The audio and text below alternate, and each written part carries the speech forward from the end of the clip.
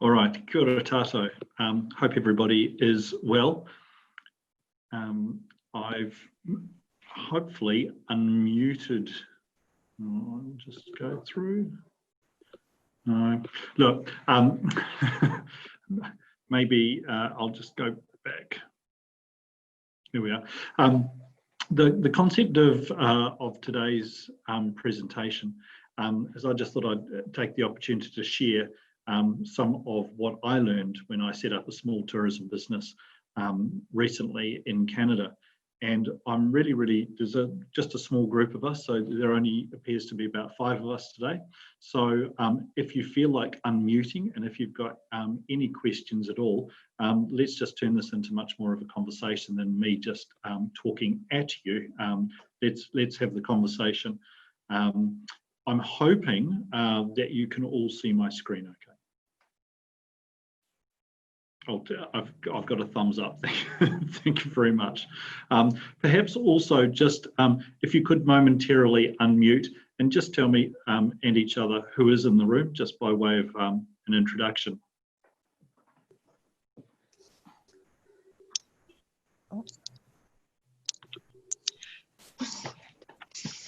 Okay, so we've got Dale. Yes, hi, and Alison.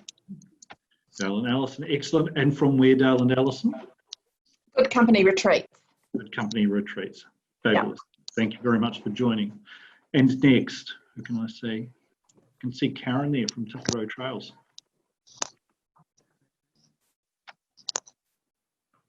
Don't know if she's unmuting. We'll move from Karen to Terry. Hi, everybody. I'm Terry from New Zealand in Espanol. At the moment, it's New Zealand in any language. That's fantastic. Thanks, Terry. Who else have we got there?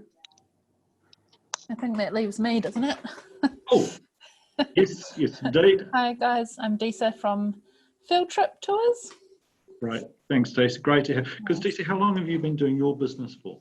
When was it? November 2018. So yep. Not too long. Cool. Hey, look, just again by way of introduction, I've got quite a strong background in tourism and tourism marketing, and I thought it would be really easy for me to get a job in Toronto. So I went to move to Toronto as the trailing spouse. So my partner got a job, and so I turned up in Toronto thinking this is going to be really easy. And in the first 6 months of being there, I applied for about 250 jobs within the first 6 months, and I had 4 job interviews, and I found it was just a completely and utterly different landscape than the landscape that we have here in New Zealand. So I wasn't all that relevant, it seemed, in Toronto. So I decided to kind of do that Kiwi thing and thought, okay, well, if nobody's going to employ me, maybe I'll have to employ myself. So that's when I ended up sort of starting up my own little walking tours business that I called Talk Walk. So I hope that some of the things I'll talk to you about today, you may be familiar with. You may share some of these things. You may learn something. We'll see how we go. Hopefully the outcome of this is not that you've got this great desire now to go and do a walking tour in Toronto. But we'll see. I guess for me, the reason I got into it, other than the fact that I didn't have a role, is that I found a gap in the market. And in order to do that, I had to do research. And I just think that theme of research throughout is really important. I found that there was a need, and again, that came through research. I found that I had a real interest in the subject. I had a passion for it and an interest. And from there, I was able to start doing even more research into my chosen subject. And that continued growing all the time, but I did put a lot of research into it. I did a really strong competitor analysis. That's always much needed. So again, much more research. And then I went out and I sought advice. Now, advice is a really interesting thing, I think, because some advice you want to hear, some you don't want to hear. And some advice you get from people, you think, actually think that's probably stupid advice. So, you know, at the end of the day, it's great to get advice, but sometimes you just have to go and make your own really big, hard decisions to get on with something and keep testing it in the market.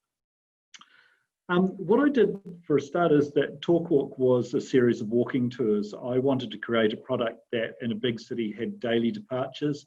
It was based in downtown Toronto. Basically, I described them as being art, sculpture, landmark guided walks that we could discuss gems and lemons, the obvious and obscure, everything being in the eye of the beholder, because sometimes when you're discussing something like art, some people are just not necessarily all that into it. Some people are super into it, but people also, some people are wanting to share their opinions and others not. When you've got a small business and it's quite boutique, you want to also make sure that it's accessible, that it's informative, that it's fun, engaging, factual, interpreted.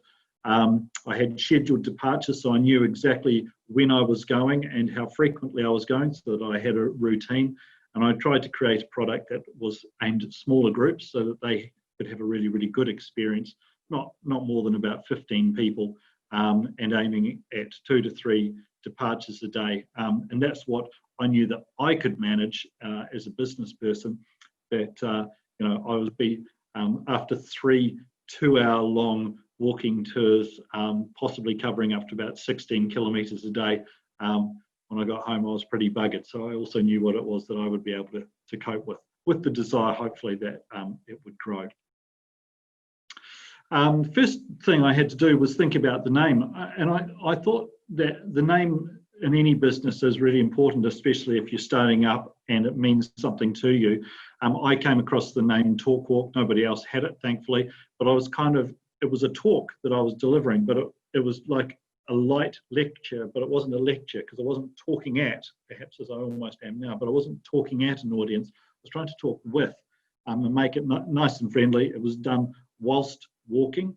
And supposed to give the idea that it would be factual and interesting, but at a walking pace, so that basically anybody could do it. So it wasn't an art lecture, it wasn't talk, run, or anything along those lines, but very much a walking, talking tour.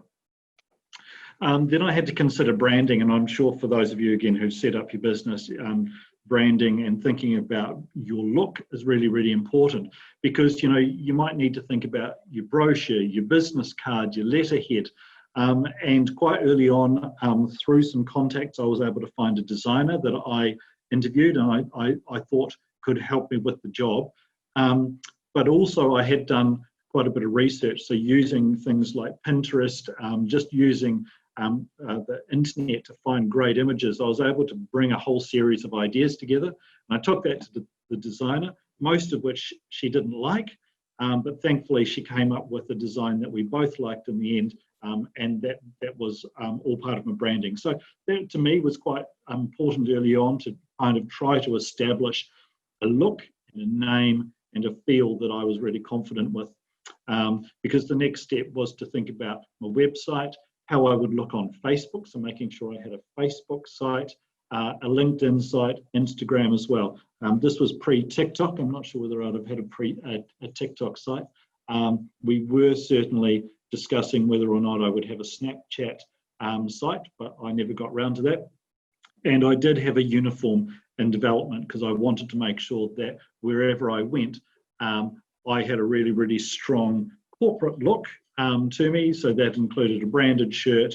I basically had a walking uniform. I had information that I was carrying with me all the time, so that if people saw me talking to a small group in the middle of the city, that on the cover of my book, and even with a backpack and a satchel for water and things along those lines, I was branded. So all the time somebody might be able to go away and perhaps Google Talk Walk.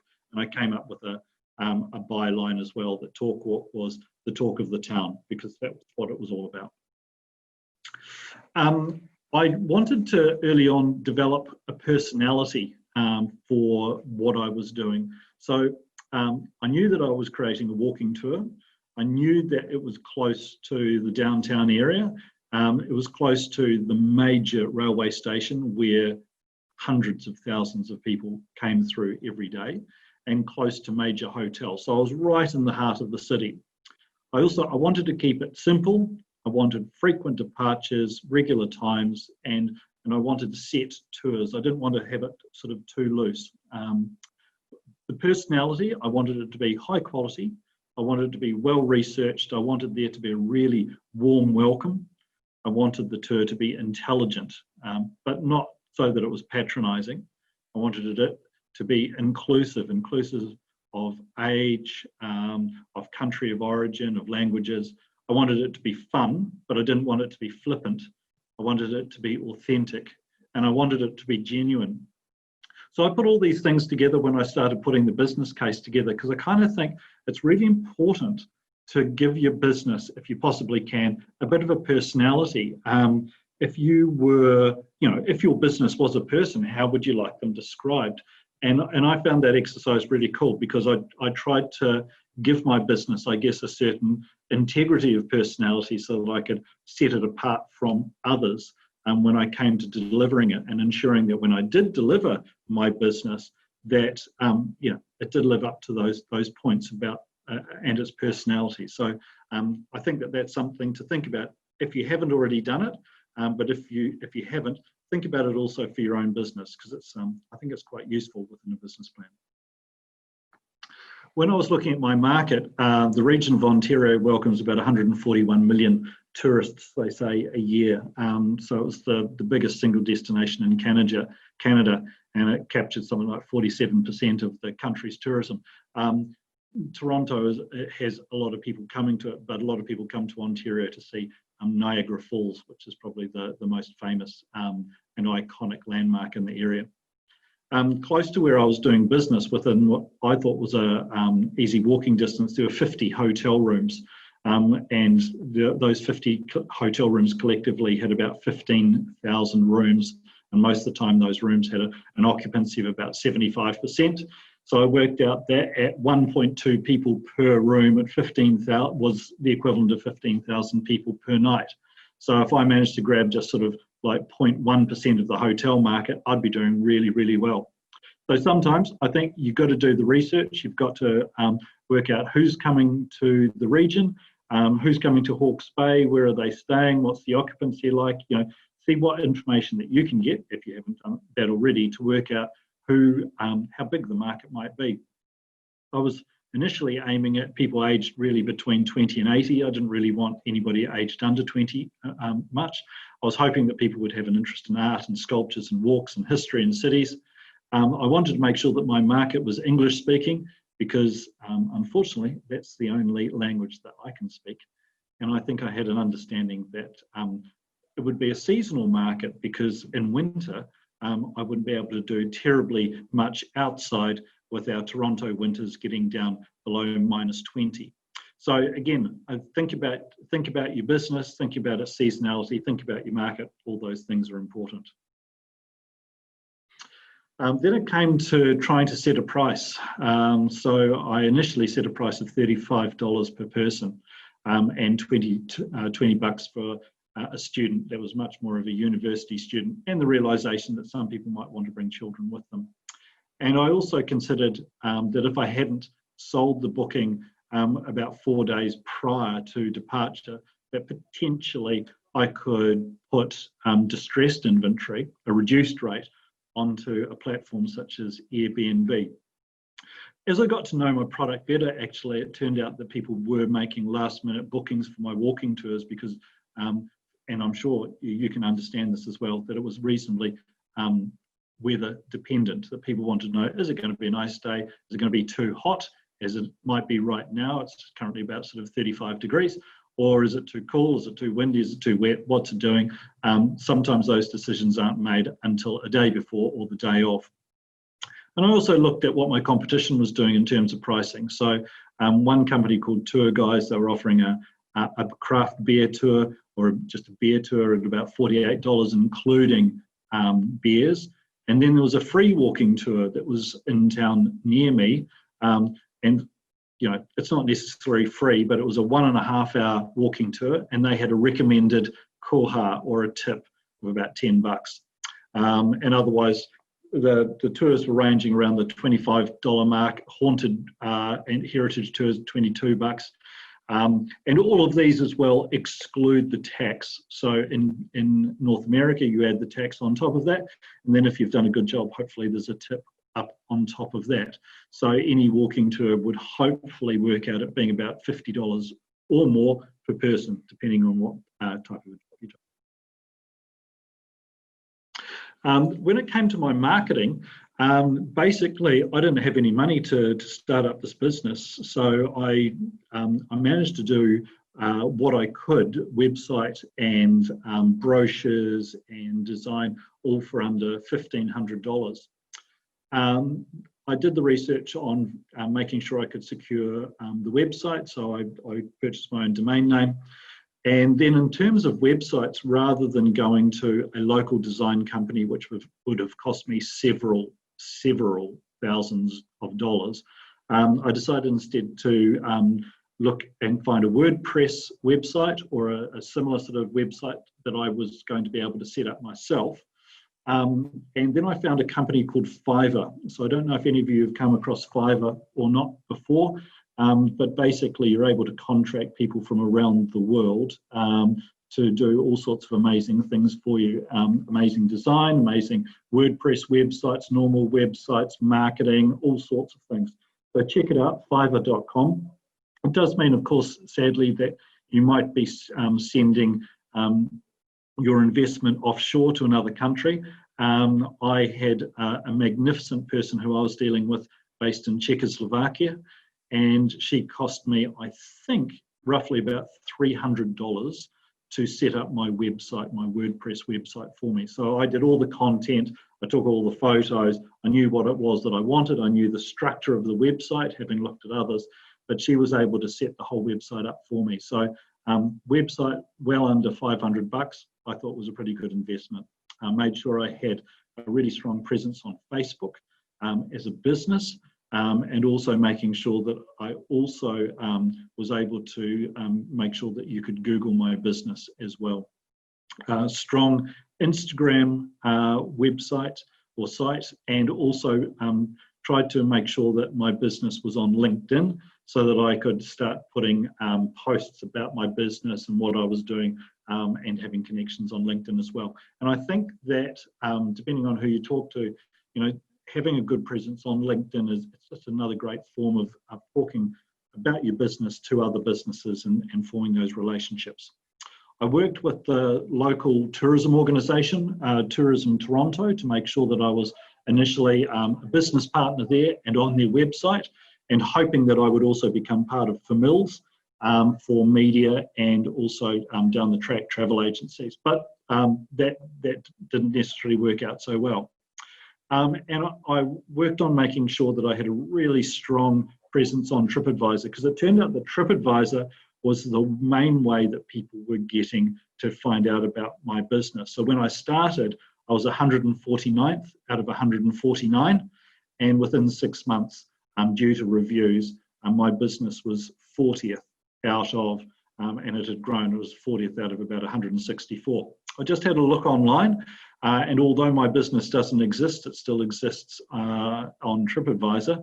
And my business, although I haven't done any walks for over a year and a half, probably nearly 2 years, my business is currently still 51st out of 282 businesses in walking tour and tour businesses in Toronto. All of my reviews were 5-star. So I think that's really one of the keys, is just make sure that you've got fantastic reviews.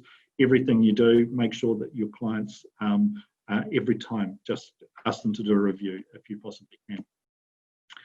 I also wanted to make sure that as a single operator that my business had a buy now, particularly online. So I had to go searching for a booking system, and I wanted to make sure that I had live inventory. Again, really important, and again, probably telling you guys to suck eggs. And I wanted to make sure that that inventory was syndicated through websites like Viator, Expedia, and Facebook.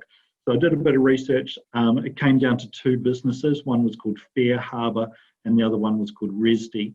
And I chose Resdy for 2 reasons. One is I didn't actually have to sign up for a 3-year contract.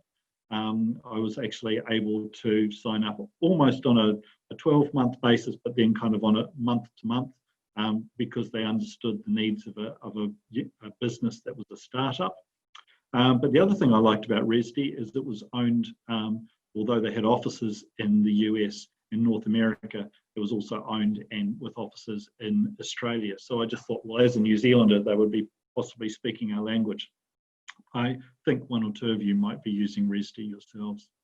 I wanted to make sure that on my website that the booking system I had a widget, so that, you know, a widget that was a buy now that could take the consumer straight into being able to book. And for that system as well, I did require a payment gateway, and I used a system called Stripe for that. So I'm not sure what we need here in New Zealand for a payment gateway. I'm sure that there are, whether that's a PayPal or whether that's a necessity still, but certainly worth researching and making sure that you've got money coming into your system at as low a cost as possible. And I also wanted a booking system that had lots of accounting information for me. I just thought that would be important because accounting is not necessarily my strongest interest, and therefore sometimes possibly not my strongest business point. I wanted to work with local blogs, local bloggers, local influencers as much as possible. So I drew up a list of all the people that I thought were local and local influencers who could speak to a wider audience and whom I could also, you know, take on for mills and get to understand the business that I was doing. So if they were speaking with potential clients, if they were speaking about the city, about the region, that they would know about my product and be able to recommend it. And then it came down to some of my sales and PR, and it was very much, you know, with little to no money, it was really about a door knocking process. So the first one I did was go to the hotels, and, you know, the big hotels in a city like that, they've got the Le Clé d'Or. You may have seen them before, you might be familiar with them, but it's the concierges. And I think it's probably similar here. You know, I think it's really worth talking to, and some of you may do this, but making sure at least 2 or 3 times a year, you're going around some of the receptionists, not just talking to the people at the eyesight, but also talking to some of the reception people and business people in our hotels and our motels, and some of our other business partners about your own business, to make sure that, again, they've got the potential to recommend your business. Make sure that you've got a great relationship with your regional tourism organisation. Make sure you're in the information centres. So I made sure I was in the information centres, not that they were particularly well used information centres in downtown Toronto. And what I would do is I would also keep a diary, so that every time I took brochures to the information centres, I would do the restocking. And I would count out how many brochures had been used from whichever information centre, so that I had far greater control over just having an understanding of when brochures might be taken out and not. And I would sometimes check on those brochures and do the rounds at the information centres on a weekly basis, just to make sure that my brochures were looking good, that they were being looked after, and just counting up how many were being picked out, because that would give me an idea whether I should actually continue investing with that information centre or not. The City of Toronto ran information centre booths at big events, so that was run by some of the information centres. But, you know, I would turn up to some of those events, go to have a look at the info booth and make sure that my brochure was in there or not. And there was also a volunteer-run information centre at the railway station. And then, because my tours involved going into a lot of privately owned buildings, I found it really important to develop relationships with the building owners, because otherwise, occasionally, depending on the day, there could be security guards that could chuck one out of a building. But again, having the okay of the landowner or the building owner, making sure that they knew what it was that you were doing and when you might be going there and how many people you might take with you, it all helps in developing the relationship to make sure that you've got a great experience, the building owner's got a great experience, that they were aware of you. And again, it's just all that talkability, because you just never know what conversation you might find your business in. So again, just network, network, network. I've got a company there called Chopsticks and Forks. I found a business that was very similar to mine, but not competition, that I would be able to work with. The guy who owned Chopsticks and Forks operated a fantastic food tasting walking tour in downtown Toronto. It was in another suburb. And so we worked out that we would be able to promote each other's businesses to each other's clients. There was a symbiosis there, there was similarity. It was kind of a co-opetition. We might be slight competition, but we'd be able to work together, and that worked out really well. In terms of distributing my product, again, with limited funds, I found that the best way to let people know about my business was through TripAdvisor experiences. So that was loading information and sales onto the platform Viator. And my booking system also, its availability talked to the system Viator. So I had 3 walking tours. One was called Front and Centre, The Art of Finance and Politics, and one called The Wrong Side of the Tracks. Very, very similar to TripAdvisor experiences. I made sure I was on Expedia, and I also made sure my business was on Airbnb experiences. Airbnb experiences wasn't as good as a sales tool for me, but again, it was all about distribution. It was all about making sure that any potential clients coming into the region would be aware of my business. The other great part of working with a company like Resdy was that they worked also with a number of travel agent companies from around the world. So there was the potential for my product to be sold and syndicated through kind of the wholesale distribution network that existed through Resdy. I do have to say that I did set up the pricing so that so that bookings were fully commissionable as well, whether that be at a 10, 15 or 20% commission rate. It was always able to absorb the full commission because that was basically all about how, again, my product could be marketed by other businesses to a much bigger audience.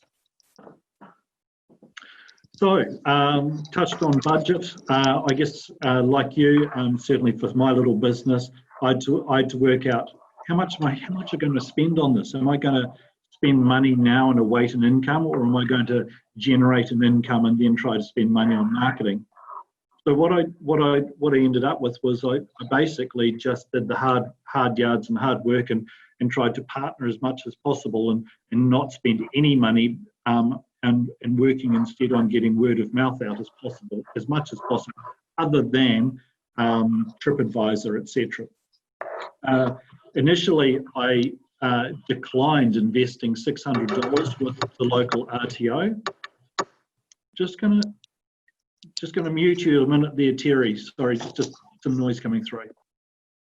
And also declined spending on advertising. I had the opportunity to go into Tourism Toronto's magazine and brochure. They did one that was only lasted 2 months. So they would do that 6 times a year, and it was going to cost me $950 to do an ad for that. So I thought, no, I'd rather sort of work on blogs and go door to door where I possibly could. I mean, I also was able to create some educational tours as well. So I worked with the equivalent of a Polytech and their art class to try to take their students around and just get that reputation of having some expertise. When I started the business, the best people to test the business out on were friends and family. So I would invite a group up to 10 people to come on a walk with me. I'd often get roughly about 10 people to do so. I'd do it at no cost. I would do it completely and utterly as if they were my clients and not my friends and not my family. So it was just completely and utterly just treating them as visitors the whole time. And that was really, really good because I was able to time my tours. I was able to get genuine feedback. I would hold focus groups afterwards with them. I'd buy them drinks, we'd talk about the product, we'd talk about their experience, and then I'd also make sure that they were doing TripAdvisor reviews. So really, really early on, I was ensuring that it was my friends and my family, if they enjoyed their walk with me, that they were starting to seed my TripAdvisor site with reviews, hopefully fantastic reviews. So make sure you, if you can, utilise friends and family for that. There was a New Zealand group called Kia Ora Canada. So I was doing giveaways there. I was giving discounts to them, just particularly for New Zealanders moving over to Toronto, just to make sure that these New Zealanders who were in positions of business around the city, that they too knew what I was doing. It's kind of like the equivalent, I guess, of working with Chamber of Commerce with a BA5 type of a thing, just again, make sure that people are aware of you. I drafted press release to get out to blogs and to newspapers about my new business. And every time something would happen, like I'd try to create some stories as well, just so that it came across that after a while, I had expertise in this area of downtown public art and sculpture. As I say, I did the sales calls to the hotels, and the hotels, they weren't sure about me because I was from somewhere else and I'd been in the country, near mine's about 3 days. I wasn't long-term established. So I had to really develop that relationship with them. I did get invited to Le Clé d'Or, the concierges, monthly get-togethers. So I had to give prizes away to them, but I did get to do a presentation, and some of them did give me some business, which was fantastic. As I say, I met with building owners, and really I just didn't have the funds to invest in paid advertising. I could only rely on reputation and social media, all generated from my own activities myself. There was a perceived need for my product. So it turned out that my product was really good. I had great feedback from it, but it was unknown. And as I say, I was only able to work with locals first, and working with blogs and radio and TV and social media, just to get press releases out and info out as much as possible. And again, just trying to demonstrate that my business had the expertise. So the idea that if anything ever came up about tourism in Toronto, or something about certain works of art or sculpture that might be, even that they needed to call an expert on, just if it was slightly contentious, I wanted to be in that space. I wanted to own that. And again, reputation just needed to grow, and working on growing that. Like all businesses, we need to get involved in admin. So obviously I had to think about insurance and public liability insurance, and making sure I was covered for that. And it did take a little while to just get my head around what it was that a tourism business in Canada needed versus what we might need here in New Zealand. And again, permissions to go on land, to go into buildings, to pull over, to actually even perform my tour in the main street, checking with the council that I could do that. Actually also working with people within the City Council of Toronto and their arts sector and culture sector, just to try to get my name out there. What I found really useful was collecting as much information as I possibly could about bookings. And you might do this yourselves as well, but I kept a great big Excel spreadsheet on the day the booking was made, the day that the excursion was to take place, how many people, what their names were, where they were from, how much they paid for it, what the net rate was. So, did I have to pay a commission? Did they give me a tip? Which product did they take? What was the weather like that day? What was the source of information that led them to do the tour with me, and any other details? And once you've collected all of that, when you look back over it at 3 months, 6 months, 9 months, 12 months, you get a really, really clear indication of where the business comes from, how much money you make, but also how much your booking costs you. How much does it cost for you to be out and about and running your business? I found keeping a diary really, really useful. Because I was just running small groups, I was able to, within a 2-hour walking tour, I was able to actually ask my clients lots of information about themselves. So I worked out within the first 6 months that actually most of my clients could, instead of paying me $35 for a walking tour, probably many of them, I should have been charging them $350. Most of my clients were enormously wealthy, with an interest, strong interest in leisure and walking and art. But I also would always ask them for, at the end, do a review, from an admin perspective, I wanted to make sure that I was able to really review the booking system. So some of those booking systems that you have got great back-end admin systems to them. Follow-up is just so important. And, you know, sometimes I've got to say follow-up is a little bit of a weakness of mine. You get so busy doing the marketing and doing everything else that by the time you get round to follow-up, you just want to go to bed, have a sleep, because you're about to do this all again the next day. The most important lesson that I found, unfortunately, during this process was the need to do a backup of systems. I had a laptop that was beginning to die a little bit, and all of my IP and my research and everything was on this laptop. So I had this fantastic external hard drive.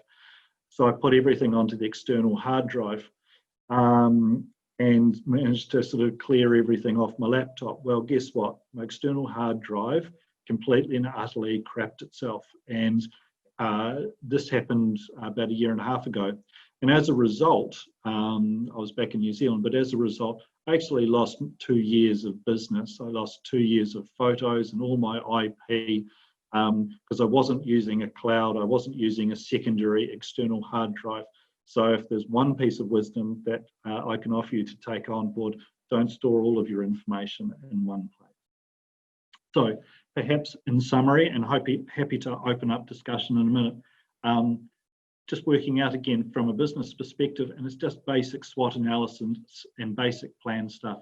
The need for your business, doing the research, have a plan. Think about the personality of your business, what you'd like your business to be. Give it a look. When you have develop a relationship with your designer, and perhaps designing doesn't cost a huge amount. I mean, I'm a great proponent of making sure you can keep things local, but sometimes cost may be such that it might be easier to get a Czechoslovakian offshore who's going to charge a lot less. Make sure you've got a great website and make sure you're active on social media. Make sure that you've got great information for the reservation system, a great booking system. Make sure that you do all you possibly can to have a great reputation. Make sure that you're managing all of those reviews and having wonderful reviews coming in, and do what you can to fix bad reviews. But, you know, everything that you can do, work towards a 5-star review. It's just so important, I think. Make sure you've got and develop great networks and got great partners and develop strong relationships with your competitors, with your neighbours, with the cafes, with restaurants, with tourism business, with hotels. Not everybody's gonna do the job for you, but you just never know what type of business you might get out of it. And make sure you thank them. Every time a concierge would make a booking for me, apart from me having to give them a slice of commission and possibly a tip, I'd also write them a letter of thanks, just so that it was really, really strongly personalised. Make sure you develop a really good working relationship with your clients. Your clients are going to be sharing word of mouth. I just think that's so important. Make sure you've got the pricing right. I'm not sure I got my pricing right. I think I could have put it up. Yeah, make sure you're in the business, and make sure you back up. Make sure that you don't lose all that IP that you could. And there we go. That was all. Those are all the little things that I learned with when I was in business. But I'm just really happy now. If anybody's got any questions or would like to sort of discuss anything, please jump in and you know, let's have a chat. I see Karen's been set up Resd, and they're also using Stripe. So hopefully that's working well for them. Desi, have you got something? Oh, I was just slightly, well, it's not off topic, but as small business owners, maybe everyone can help. I've been finding a lot recently also with Kiwis, but same with international guests, that because I sort of design an itinerary for people or try to take the reins on that, but sometimes I will get people who, you know, they've got their heart set on visiting a certain place, and there are a few places that I prefer not to go because I don't think, of course I'm not going to name names, but I don't enjoy the experience, or I don't think that it's the top thing that I would choose. But I always really struggle with how to politely and professionally get them out of that, and inevitably when I do cave and say, okay, it's always the low point of the day. So I trust in myself that I've got the right, information for them. But how would you sort of maybe approach saying, I understand why you want to go there, but yeah.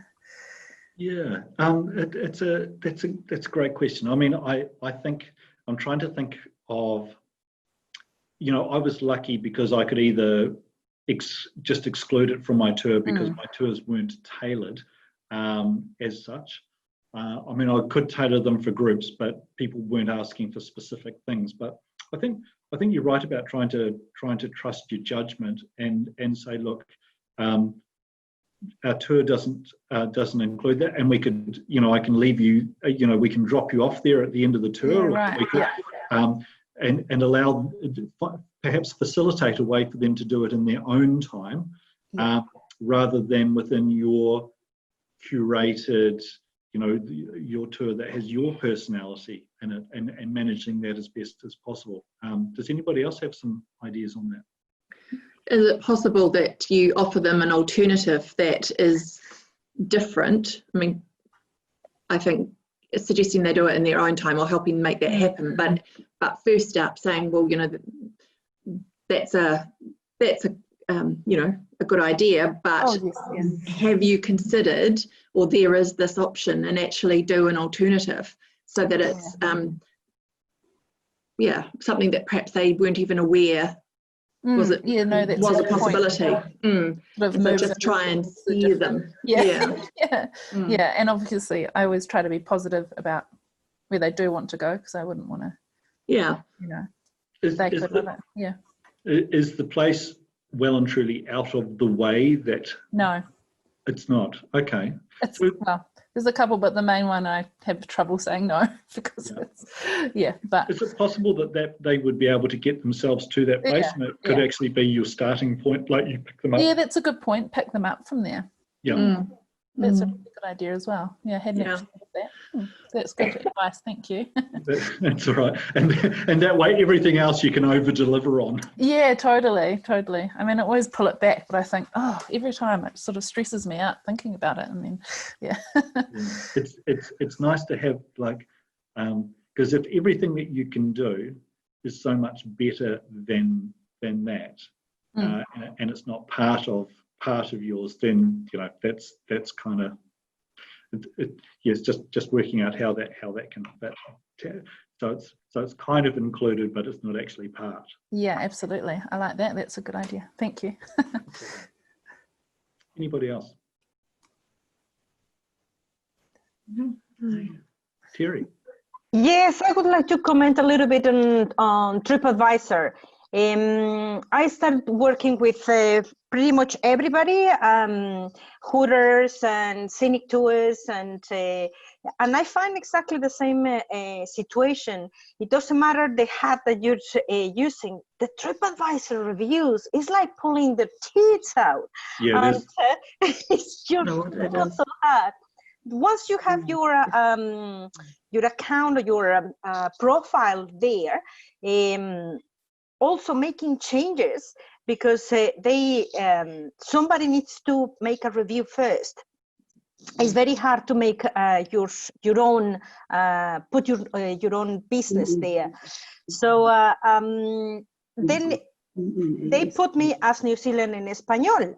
Now I need to change it for something else, and I need to make something completely new. That means getting the reviews, starting from scratch, and things like that. Many times we use the card. Please leave a review if you're happy. Your guide was such and such, and you get a little bit good feedback from there. But it's very common that as soon as they go back, they forget about you. Doesn't matter how wonderful service they got. The percentage of reviews of the people that leaves a review is quite low. So any ideas how to get them to do it? Yep. Look, you're absolutely right that the percentage of reviews would normally be really low, and this is what you need to keep the information on as well, because I think that I probably had less than 10%, and as I will have done more and more, that would have come down to 5%, 4%, etc. So, and I think that the more people I would have taken with me, everybody's always being asked to, to do a review. So thanks, Karen. See you later. So, this is why you need to make sure, and which we all try to make sure that we deliver the very best experience, because with TripAdvisor that you're either going to get a really good one or a really bad one, right? Because that's the only time you want to sort of write about anything. Yes. It would seem. One of the so you give the cards, that's great. If you've got their email address, then a lovely email follow-up, particularly if it's somebody that you think that you had a connection with or that you connected with, that would be really good. And then working out from time to time, just finding somebody maybe from you do want to make sure, and this is what I always wanted to make sure. I wanted to make sure that even if they were friends and family, that they were completely, utterly comfortable, that it was going to be from the heart and authentic. And if they didn't want to write about it, that was absolutely fine. But, just making sure that people can do that very, very irregularly, but it is worth doing, particularly if you've changed something within your tour. One clever thing I thought that one of my colleagues did in Toronto was, because he was doing walking tours as well, he actually had a mobile Wi-Fi system in his backpack so that his clients were always able to access free Wi-Fi, which meant that they could do instant reviews and instant Instagram from wherever they were. Look, that's a bit of an age group thing. They were sort of largely aged under 35, aged under 40. But I thought, that is a cool idea. Depends on where you are. Depends on how good your reception is. Depends on whether you want something with 4G or 5G in your back sending data to and from. But I thought that was kind of a cool idea. So just working out, it's almost how do you make it like a little treat if you like. I would always say at the end of my tours, I'd gather people round, and I'd always say, again, thanks for traveling with me today. Thanks for being with. If you liked your tour, if you enjoyed, please put a comment on TripAdvisor, and here's where you can do that. If you didn't like the tour, tell me now, and that way, talk to me, and maybe we can fix it. Because I never wish to have a bad review turn up, and I always wanted that feedback in person. That is fantastic. Thank you very much. And the mobile internet connection is a fantastic idea. When I do national-wide tours, I share my internet with them. So yes, that definitely works. That little thread. Yeah. Thank you. Nice little, what they call a freemium, isn't it? Yes. Something free, something premium, a freemium. Yeah, Tessie. You're on mute still, sorry. Sorry, my internet dropped out. I was trying to fix it. On the idea of TripAdvisor, I know it's the beast that we all have to work with. I personally can't stand it as an interface. It's very difficult to use. But do you have any information on Google in terms of reviews there? Like, is that something I sort of am trying to push? Yeah, actually, I wish I could remember. It's okay. I definitely. But what I was doing, and I did this with TripAdvisor, and also did this with Google, and I forget the program, but I made sure that I was busy reviewing other places as well. Yeah. And so that way, I had a really good understanding from both the consumer perspective as well as a business perspective, how easy or whatever it was, because you're going to get asked those questions perhaps sometimes, it's like, well, actually, how do I do it? And if you don't know it from a consumer perspective, only from a business perspective, it makes it more difficult. I also made sure that I set up an account with TripAdvisor that was different to my personal account. So I had my personal account and I had a business account on TripAdvisor as well. Looks like Desi's frozen, so she might not have heard any of that. Probably she lost her internet connection. She was having problems. Yeah. Google is taking a lot of importance, and because it's a little bit more friendly, user friendly than TripAdvisor, is working much better actually. Did you get any of that? I missed a little bit. I'm sorry. We have the worst internet. I just missed what the platform you were saying was very friendly, Terry. Google is okay, pretty cool. good. Yeah. It's starting to have a lot of popularity, and it's much user friendly. Yes, I find it. Google. On Yes, both I sides, hate much easier to TripAdvisor use as it. well. At least with Google, you can sometimes talk to a human if you really have to. With TripAdvisor as well, but Really? to change anything, yes, I got a phone number, and I managed to speak with people because I wanted to change the name of New Zealand in Espanol. I wanted to do it in English or not just in Spanish. And they said, oh no, you have to have another account. That stays forever. So yes, TripAdvisor is definitely more difficult. Google is starting to get more easy to use. Yeah, and they're going to be such a huge player and huge. Okay, cool. Thank you. Sorry for dropping out in the middle. Okay. Anybody else? Okay. Hey, look, thank you so much for joining me today. I really, really appreciate it. Great to have the conversation with you. I've enjoyed our conversation at the end, so really appreciate your input and interactivity. And anytime, give us a yell if there's anything else that we can help with your businesses. Thank you very much. So much. Nice to meet you all. You've got to Bye. Nice to meet you. Bye. Keep up the networking. Yes. Thank you. Bye all. Bye.